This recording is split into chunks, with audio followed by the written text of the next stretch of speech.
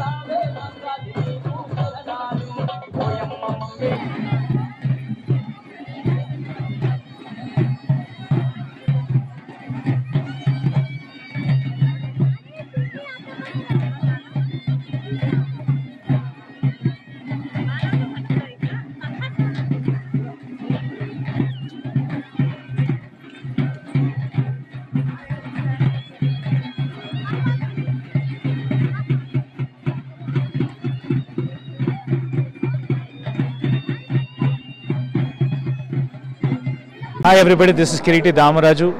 Like, share and subscribe to Saira TV. Oh, Saira!